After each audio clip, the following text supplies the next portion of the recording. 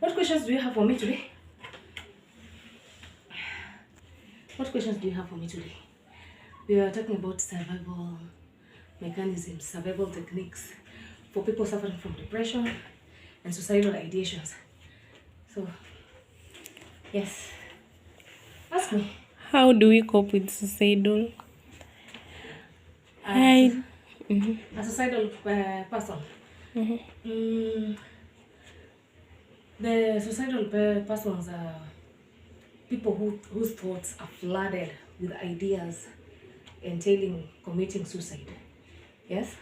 So the best way to curb this, one of the best ways, is to engage them. Engage them in less tiresome duties, very light duties.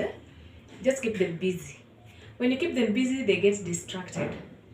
And another way to keep them distracted is through exercise.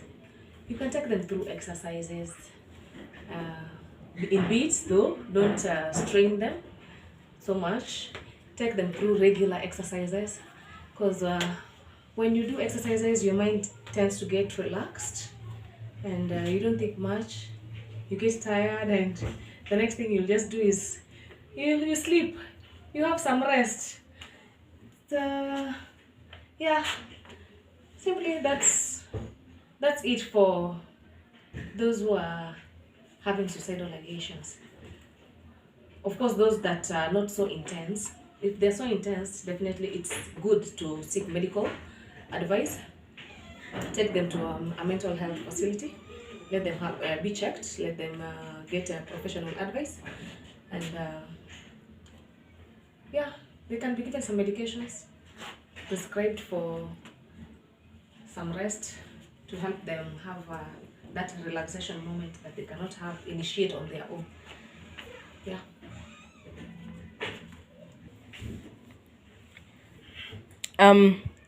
Apart from having suicidal thoughts and being a suicidal person, what other things? What other things will make someone be depressed and not want to share what they're going through? There are quite a number of things. Like you find you have friends, but what you're going through is not something you are even proud of going through. Like in most cases, let's take a sensitive case like a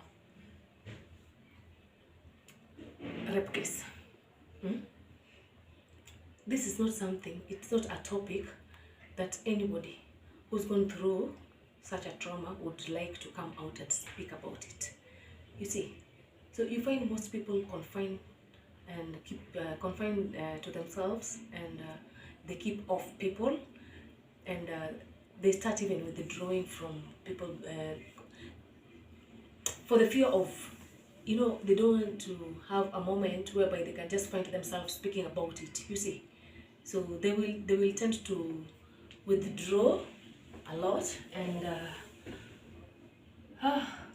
it's tough. It's tough, and anybody who's going through depression is someone who can easily get into the suicidal process. These are people who are most likely to get into suicidal ideation part of it. So there are quite a number of things that can make people not to open up. Maybe at some point you had opened up to a friend, you got betrayed. So trusting them with this huge responsibility of carrying what your problem is, I think it gets it's not that easy. So, how do we create a safe space amongst friends where one can trust us without us really thinking that they have a problem behind it? How can we always have that safe space amongst us to share our thoughts, socializing, and not just stigmatizing each other because of what we've gone through? This can be done right from home. Yes.